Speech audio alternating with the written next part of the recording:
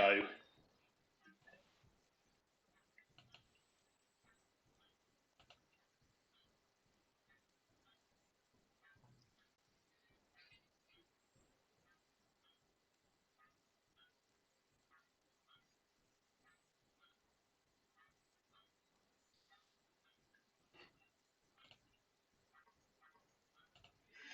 Hey everyone, I really hope the technology works here.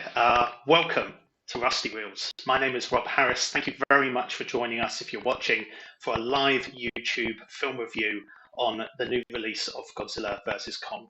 Now, this film has been out a little over, I think, a week over in the United States in their theatres, released recently on HBO Max, but in England and the UK, it was released Thursday, 1st of April on Amazon Prime for their very pricey cost of $15.99 for a movie rental. We're going to be talking about the film in some detail, and to help me with this, I've brought a good friend of mine, David Osborne, on live to chat a little bit about the film and also a few spoilers down the line. We will tell you before we talk about these, but let me introduce my friend David. Say hello to everybody. Hello, everyone. Yeah, my name's David, and I've got the pleasure of joining Rob, and it's actually really great to be on Rusty Reels to talk about Godzilla, and basically to sort of talk through my inner 10-year-old, really. But yeah, I've been a Godzilla fan, I mean, since birth, and it's just a privilege to actually see a good Godzilla film. Mate, so I know that you and I have been talking about this film for a while, and we've been talking about trying to do something together to nerd out on this film. And the day is finally here. I know we've been sort of revving for today for a little bit, Oh yeah. but I know that what we want to do is talk a little bit about the film. I know we both have thoughts on this. You especially being, I mean, I'm a film fan overall, and I like Godzilla and I like Kong. But you are a big fat Godzilla fan. You are full team Godzilla, and I know that we want to touch a little bit on the film, what we thought, and also on the original Godzilla versus King Kong film, Oh which yes. was made back in '62. Which I know you're an expert in, so I'm going to kind of like let you handle that part. So I think what we want to really sort of kick off with is how Godzilla versus Kong. This is the third Godzilla film or the second King Kong film. Basically, it's the fourth installment of the MonsterVerse that has mostly revolved around Godzilla. And this is a sequel stemming from the 2019 Godzilla King of the Monsters. And it kind of brings us to a few years after the incidents of that film. Godzilla, who has throughout the film series been kind of a protector of balance in the world and stopping titans roaming around destroying things, he kind of fights on the side of humanity. But for some reason, he's kicking off. He's starting to create some destruction now, and the humans who are kind of monitoring titans now believe that they need Kong to somehow stop this problem. So that's kind of, without revealing any spoilers more than what people have seen in the trailers, the plot. And I think when we think about this film, we naturally will draw comparisons from the original version back from '62. And I know, David, this is an area you specialize in. I personally have seen the film when I was a kid. I watched it recently when you and I were talking about doing this live review. But I have some thoughts on it, and I think you especially want to chat about this specifically. Yes, absolutely. And I mean, the '62 film was special. I mean, if anyone's seen it, it's the graphics, for example, are just ridiculous. I mean, you can just tell it's two people in suits which don't really look that great, fighting in what is basically in and around what is basically just a set of toys. It is brilliant. But actually, yeah, you're right, Rob. There are loads of parallels. There are loads of scenes that are, you can tell that they were copied from the '62 version. But we haven't got to the spoilers bit yet, so I'm not going to talk about those. But I suppose one thing I actually thought and really appreciated out of actually all of the Godzilla and Kong films, the MonsterVerse from 2014 onwards is the fact that they go back and sort of reference, or I suppose they draw quite a lot from the original Toho Godzilla, which I mean, if anyone's seen the '98 version of Godzilla, that was an absolute travesty. An absolute travesty. I mean, I do love the fact that Toho Studios did set up a battle with Japanese Godzilla versus the disgrace of '98, where Godzilla basically tail swiped him into the Sydney Opera House and blew him up with his atom breath. That's something that is around online, which is only like a couple minutes long or something, isn't it? Yeah. But that's kind of them, as you say, taking the rights back and discrediting that version from the 90s, and which I think has kind of then allowed them to think about how to deliver the film for the new millennium and deliver these sorts of films that started back in 2014 with the first Godzilla film. And I think some of the comparisons like that we can definitely draw on from the original version is not only how much the visuals have improved compared to people dressing up in suits, to the CGI and how cutting edge that is for the purposes of this film. And quite frankly, I don't think it could have been done without this sort of technology, at least to such a realistic and awe-inspiring effect. But it is most vastly an improvement, I must say, on the 60s version. I remember saying to you that as a kid, I watched it and I thought, oh, okay, I remember that film. And watching it now, I look at it and think, oh, good grief. Like, back in its day, it must have been, you know, a decent film. But now, in comparison, you just see some of the things in it and kind of almost cringe. Yeah. I think one thing that particularly upset you is because in the 60s version, they reference the fact that Godzilla actually lost that fight, even though he was winning most of the way through. Then Kong kind of falls on to a power plant or electric lines, gets supercharged, and then somehow goes out and has a bit of a rumble with Godzilla. They fall in the water, Kong swims away, and because Godzilla doesn't come back up and pisses off, basically. Yeah, they kind of say, one. Exactly, which it's upset me quite a lot, actually. I mean, when I was a kid, the first time I saw it, it upset me the most because I'd actually stayed up till 2 a.m. to watch Godzilla versus Kong, and by this point, I was a diehard Godzilla fan, and so I've just been waiting for Godzilla vs Kong. This is obviously also in the days prior to streaming. So I had to watch on a tiny television, wait for it to show on whatever channel it was at some ungodly hour. So I suppose buoyed by both the emotional wreckage of seeing Godzilla beaten by Kong, as well as the fact that I was a kid and awake far too late, I basically from that point just never liked Kong. And there's a couple of really interesting things where the actual original film Godzilla versus Kong was actually meant to be Kong versus Frankenstein, which is the reason why Kong gets supercharged by electricity, because that was meant to be Frankenstein, but they just were really lazy in writing the plot. Okay, that's a really weird one. I don't know how they could have Frankenstein versus Kong. He would have stepped on him and that was the end of the film. But yeah. But I think one thing that you mentioned from after you and I watching this new Godzilla versus Kong is you've definitely now developed a bit more of a, shall we call it a soft spot for Kong because of the story and, what enveloped in the film. Yes, yeah, definitely. I mean, prior to the film, I sort of categorically said that I absolutely loathe Kong. Kong can go to hell.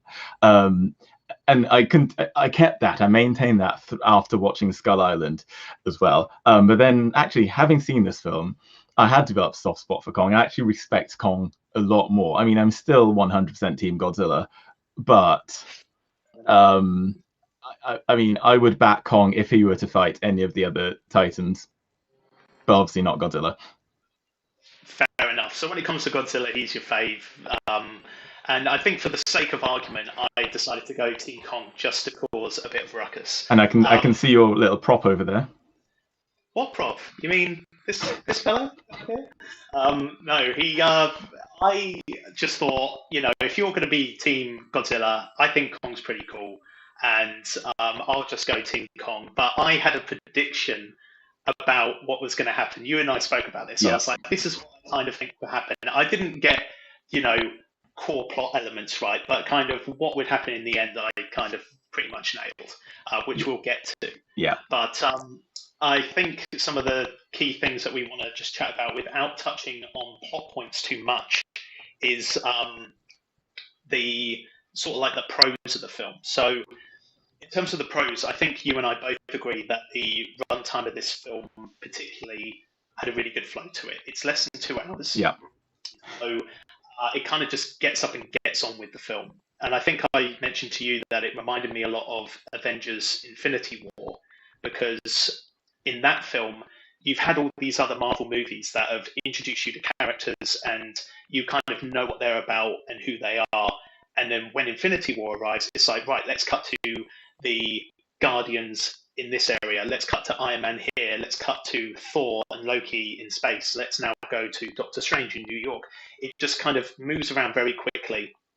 And it's like, if you don't know who these people are, you should have seen the other films. yeah, So you could maybe call it a con if you haven't seen the other films, because this film really, this Godzilla versus Kong really expects you to know what has happened previously, to get on board, be ready, and just get on with the momentum and yeah. the pace that it moves. Yeah, I fully agree, and I think the one of the key things here is it escapes what I like to call the disease of modern films, where there's just far too much detail. They just go on and on and on, and the fact that this is what 1 hour 53 minutes, I think, or 52, something like that. It was just beautiful. I mean, obviously, as I've told you, Rob, I've watched it twice in the space of 12 hours. Yeah. I watched it last night when you and I were both watching it, and I've just been kind of like playing in my mind a lot over and over and really thinking about it, um, and of course making like huge amounts of notes. So I think what you and I were both thinking is that this film, as you say, it's like the disease of modern cinema. Sometimes it takes so long to like set scenes and explain things. I think this film works this way because of the previous films. It runs at the pace it can because it's already set Yeah. things up for you. Yes, we've done our suffering. Exactly. So if say this was the second film, I don't think that the pace would have probably been so much towards its advantage because I think it hasn't given you kind of like enough context and things like that. I know that's my text tone. I probably should make sure that my phone is on vibrate or off. I thought you had a monster hidden under your desk or something. No, that's something. It's a tone from Star Wars. So, but anyway, we've yeah, when we're talking about the flow of the film, I just think that yes, it works considering the preceding films that set the stage for you. It wouldn't have worked if we didn't have so much, because a lot of films do need to lay this groundwork for you and be like, who is this person? What are they about? What are they doing? Mm. But because a lot of the turning characters we already knew, a few new people introduced in this film were given a little bit of context, and that was great because it only introduced us to a few key characters. And we only needed to know so much about them in terms of where this film was headed. Yeah. So it was really good to not dwell, as they say, too long on things and just crack on and bring in the characters we already know. Hey, who are these people? Okay, that's what they are, and let's have the fight. Exactly that. Like the people, I feel like in this film, the pure purpose of the people is to present a lot of P's there. It's basically to give some context to actually what's happening with the monsters, because obviously we can't talk to them. We don't speak Iwi. We can't speak to Kong. Secondly, to basically present basically just to present their motive and nothing else, and that's exactly what you want. Exactly. So I think the other thing that kind of ties into that, what we were saying about setting the backgrounds, is the focus. I think you and I remember saying what I liked about the first Godzilla film is that I actually liked how it gave quite a good human story. So in terms of like the main characters, you had Aaron Taylor Johnson, who plays like the main like Lieutenant Ford Brody, and then his father Bryan Cranston, who plays his father, and you kind of have a bit of their backstory and a bit of a human element, and it kind of follows Lieutenant Brody along in the story as he's experiencing this kind of monster mash scenario going on. And I think the disappointment for the fans was they didn't see Godzilla until like the first hour of the film, until a full hour had gone by. Yeah. And for a Godzilla film, then they were outcrying for they wanted more. And then the second film delivered that in spades with Godzilla, Ghidorah, all the other Titans, and a huge battle for supremacy and Alpha Titan position. So now I'm kind of glad to see that balance between the human element and the kind of monsters element, where we're getting everything we want to out of what it promises us, Godzilla versus Kong, and we've got that human subplot element to help, keep us engaged to the reasons for why this is going on and helping tie that all together.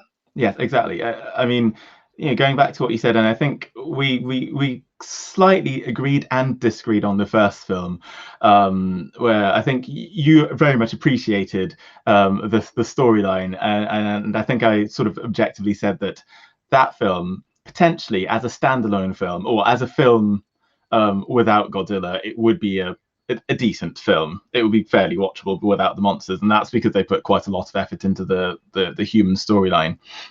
I think the problem, as you again diagnosed and said, is the fact that Godzilla doesn't appear until 55 minutes in, and then again in Honolulu, I think an hour and 6 minutes in, and then again an hour and 30.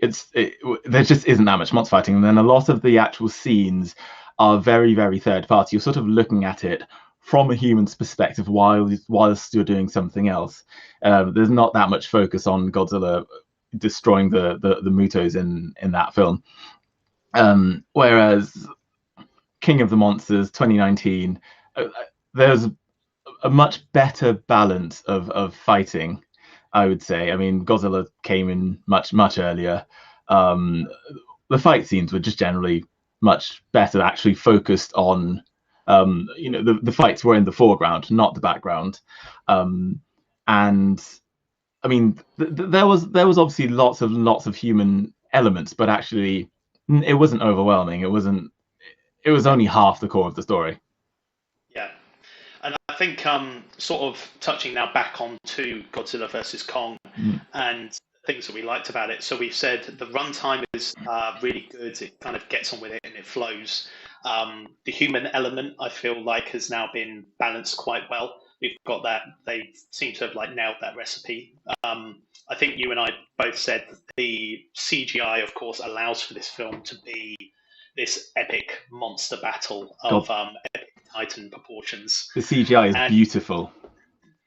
Exactly. And obviously, the whole point of the film, the fighting, I think the fight scenes were pretty cool because I think it played to both strengths of the monsters. They really kind of thought, how would either one play to their strengths and what would they do in given scenarios? And I'm really pleased with how those ended up in those sequences. And I think if we now talk about combining all those things that we liked, what we would score the film. And I think before we now move on to spoilers, we should give people our generic our overall rating. Yes. And remind me, your ratings are in reels, right? Not stars. They are in reels. So think of them as stars, but they're reels, branding. So we've got reels. So I pretty much class something as 3 reels minimum has to be passable. When you get to something like 4, you're going very good. When you're hitting 5, you're talking about perfection. So I think in regards to this film, I really did enjoy it. I think it's the best one in terms of all the MonsterVerse films that they've done. Really enjoyable. I'm going to watch it again later just because I pick up on things that you don't the first time round, and I always enjoy that aspect of rewatching a really good film. if that doesn't give away what I'm probably going to score it. So I think I would class this as, I'd say it is a very good film. So I'm going to give it 4 reels out of 5. I class it above good, sort of like the 3.5 measure, just because it delivers exactly what it says. The flow worked, and of course the spoilers, which we're going to bring up in a minute, are some other reasons why I think it tips it over towards a better score. And you have some thoughts on what you would give it. Oh yes. So I mean, I would say that this film delivered exactly what I expected, and more, that I didn't know that it delivered what I wanted, but it also delivered more than I wanted, and things that I didn't know I wanted. That's the best way of putting it without Really, wrecking this with spoilers. I really enjoyed it. I mean, 5 would be an absolutely flawless film, and I would be so tempted to give it a 5 if it weren't for one single scene. Well, actually, 2 scenes. So I will give it 4.5 reels. that is a very generous score. So you're saying it's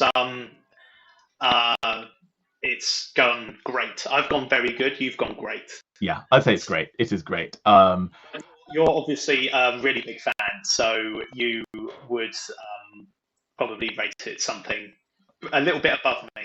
Yeah, agree. And I think the biggest travesty of this film being released when it was, at least for us in the United Kingdom, is to not be able to watch it in a cinema, to have to watch it at Especially in home. IMAX. Yes, yeah, it'd be great in IMAX with some overpriced popcorn that you need to take a mortgage to afford. I love the cinema experience. I mean, if the release over in Asia is any indication, they've done this film has done very well over in the box office there, and it's making people believe that, you know, they were thinking, oh, after COVID, are people going to want to go back into the cinema and be within proximity? And they said, if this film indicates anything, people want to go back to the cinema. People are wanting that cinema experience, that box office experience, and, you know, to go and see a film like that in IMAX with surround sound, and you can almost feel the buildings crumbling around and behind you with surround sound, and, you know, the big pictures, and you kind of almost feel like you're seeing the monsters live there in the room on an epically sized screen. I can't wait for that experience, to be honest. There are some films that are due in the future that I very much would like to see back on a big screen. Yeah, definitely. I mean, I think if they do release this in cinemas when cinemas reopen, I mean, I literally couldn't care less how much it costs. I'm going. No, I agree. We've already paid for the rental here. I would gladly pay to go see it again. Yeah. We should see it together. That would be a plan. Bam. Yeah, because then we'll definitely be nerding out. Oh yeah. So absolutely. I think now, so we've given those scores. So we've given it a 4 for myself, a 4.5 for David out of 5. So now I think what we can say is we're going to move on to a few spoilers, and we're going to chat. Spoiler alert! So if anyone doesn't want to know what's happened, I would say stop watching now, but we probably don't have many viewers anyway, so I'd say keep watching, but put us on mute. So in that respect, a few plot points. So I think one of the coolest things about this film that I think was hinted in a few trailers, I was even sort of sending you those clips saying, this looks like it's happening.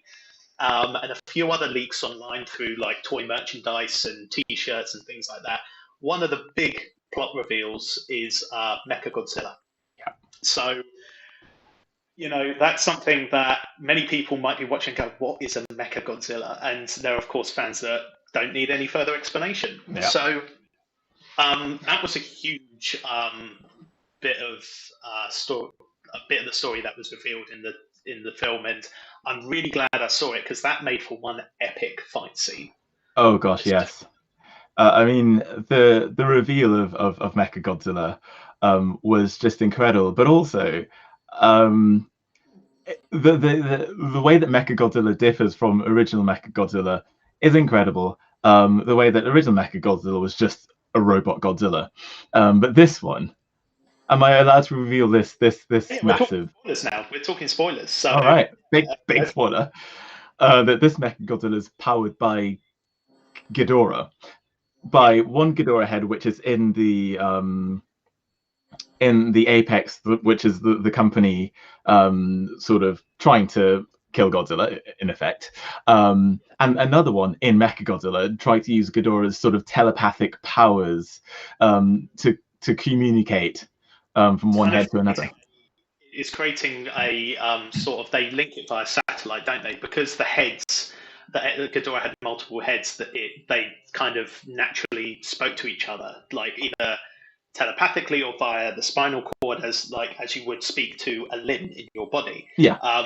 They're using the heads, as you say, one in sort of integrated into Mechagodzilla, and one being controlled, like in a control room via satellite link, is allowing it to be remotely controlled via someone plugging in, who actually turns out to be the son of Dr. Serizawa from the first and second Godzilla films. Yeah, and Dr. Serizawa was the one single champion of Godzilla whose purpose was to restore balance. He was the one point of reference, or to Japan, back to the old Japanese Godzilla. Hence, I've got my Japanese flag. And sort of, yeah, I'm gonna be Team Godzilla. We need to be on his side. We need to be his pets, as he said. And it's just like really interesting that his son comes up here and is on the other side, like anti-Godzilla, quite clearly bitter about the fact that his dad sacrificed himself to save Godzilla in order to effectively save humanity. But he clearly fell into the charm spell. Go on, sorry. Actually, I actually remember missing that part, because I remember I said, he's his son and his dad was all for Godzilla, and he sacrificed himself so that Godzilla could kind of, heal to take on Ghidorah the second time round. And I was a little bit like, I don't get why he is now so against Godzilla so much that he wants to create a mechanized version that they essentially can control to take on Titans, and essentially Godzilla, who is the alpha, and then they can kind of pretty much run the show. But I just didn't get. I felt like for me it wasn't very clear, or maybe I missed it. But I think you just said he's a little bit bitter from the fact that his father died as a result of Godzilla, you could say. Yeah, I mean, it's not actually that clear in the film. It's very much in the subtext, but you really have to look hard to find it. But also, I think, sort of directionless child, no father. It's quite easy to fall into the spell of someone like of Walt Simmons, who was the Apex head. Yeah. So when it comes to so that's kind of like a big plot point. In terms of the fight scenes, I think you and I really enjoyed the first one while Kong is on the I don't know what to call it, on the massive barge. Yeah, the massive helicarrier or whatever you call it, and that was like a really interesting fight, considering Godzilla's in his element in the water and Kong's like hopping from battleship to battleship, and I was very surprised that they could even sustain or stay afloat as he's doing that. But I really did enjoy the fight sequences there, and I think that when it came to the other fight sequences that we see, especially when you talk about Hong Kong and also a few other fight scene moments down in Hollow Earth, which is where another portion of the film takes place, you really do appreciate, as we were talking about the graphics, how much they thought about these kind of monsters and how they play towards their strengths and how they behave as well, like exactly how you imagine, like, okay, if this was a giant gorilla, this is what you'd imagine him to do. If this was a giant lizard, he'd be biting, clawing, doing all those kinds of things. And I think it definitely plays on those elements really well in these fight sequences, which is why they're also so enjoyable to watch. Definitely, and I completely agree with you. I think the in addition to what you said, actually, the fight scenes surprised me in a few ways. The first way was actually Kong's performance in the first fight scene where he gets thrown underwater, and he actually manages to hold up better than I expected. I mean, there are times where he's clearly, up the creek without a paddle. But he manages to hold out much better than I expected. And I think I showed you that my the blog post that I wrote about who would win based on all of the sort of classical features of Kong versus Godzilla. And one of Kong's biggest plus points was his arm strength as a primate, as a gorilla, versus Godzilla's relative arm strength, which as a reptile with quite small arms would be much less. But actually, when Godzilla takes a swipe and takes Kong out, I was just very, very surprised by that. I didn't expect Godzilla to have that much power in his arms, because he really hasn't used them to fight that much in at least in the MonsterVerse set of, or the legendary set of Godzilla films. Yeah, fair. Yeah, that's a good point. I think that one thing that also played in Kong's favour was when he ends up in Hollow Earth and he finds the axe, like the axe or whatever we call it. And this also brings to kind of like Kong film I talk about later afterwards. So when Kong, part of the reason in the storyline that they need Kong is they believe, and this is going to a reference to the Kong film, is they believe that there's something called Hollow Earth. It's a civilization, a ecosystem below the towards the centre of the Earth where the Titans probably came from, and they believe this is Star Island is kind of like an extension of that kind of a part of it to the surface or whatever, and Kong's kind were on there with the Peewees and the local people. But he originally comes from Hollow Earth, and they journey to this power source to help Godzilla, which is Apex's way of trying to get power source for the Mechagodzilla. And they believe Kong being from there can probably help them get there. So they lead him to they believe get in, and away they go. And when they're down there, they pretty much come across a throne room, which pretty much looks like Godzilla's ancestors or Godzilla's race, or whatever you want to call it. They were pretty much the rulers down there. And there's been epic fights between him and previous Godzillas, between the previous Godzillas, like ongoing war throughout the ages. And it seems like he's got an axe that's made from a Godzilla, like one of his dorsal fins, yeah. Exactly. So I was like okay, maybe one of Godzilla's ancestors fashioned the handle, they put the fin in, and they've wrapped it up. Also, the throne room itself had doors, so engineering wise, like they've made doors and all this other stuff. Just pretty impressive. It is, because they say that they mention in the film, and I don't know how they substantiate this statement, but they say it's Kong's ancestors built this room. But it basically looks like the inside of a Gothic cathedral, or actually inside of any building in Game of Thrones, to be honest, with a massive Kong throne. But I just don't see how they knew that one of Kong's ancestors built it. B, how a species of super large gorillas, mega gorillas, could have basically fashioned something that it took human beings couldn't have done until well over 1 million years of time on Earth. It just doesn't make any sense.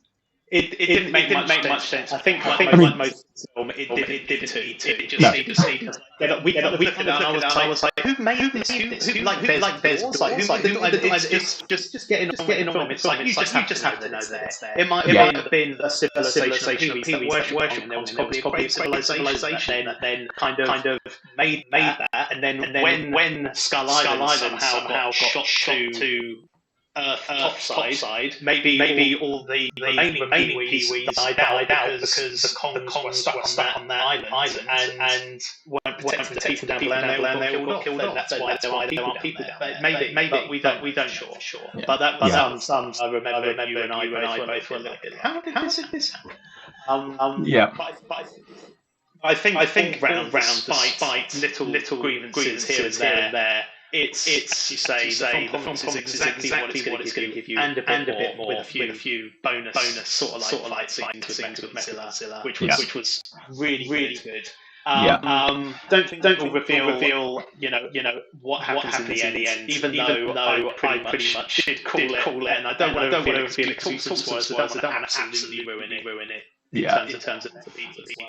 But I think this is pretty much a good point to leave our live. Well, and actually, I have one little, since we're talking cons. I spotted this the second time I watched it, but I didn't quite realize. But actually, the Hong Kong scenes, they happen in the dead of night. Except, so yeah, the Godzilla versus Kong Hong Kong scenes, they happen in the dead of night. But as soon as Mechagodzilla emerges, it seems to be broad daylight. Yeah, and I don't think it was early in the morning either. Don't you see the things rising or anything like that? You don't see sunrise. But I think you just realise. Yeah, the sun's come out of nowhere, but it just offers a different dynamic, and it creates something a little bit more hopeful. I think. Yeah. Other than darkness and showing the two others fight, it just offers a different dynamic. I think so. It also helps distinguish the two as well. I actually think that worked well. So philosophical, Rob. Wow, the sun came out of nowhere. Yeah. But yeah, I mean, thank you so much for your thoughts and everything. You and I have been geeking out about this film for a while, and the day is finally here. We've watched it, some of us once, and really enjoyed it. And thank you so much for joining me on my YouTube channel to talk nerd out about this. No worries. Thank you for having me, Rob. It's been an absolute pleasure. And to any fans of Rusty Reels, or anyone who's not yet a fan of Rusty Reels, I'm going to do a thing that everyone does on YouTube and tell them to subscribe, which will be somewhere down here. And if you really want notifications of Rob's great review videos, ring the bell. Yes. Turn on that notification bell so you know when videos come out. I'm also available on social media at Rusty Reels. So feel free to give us a follow. Or be sure to follow David at DBO1610. Yes, that's me on Instagram and Twitter. Also, thank you again, David, so much for joining. And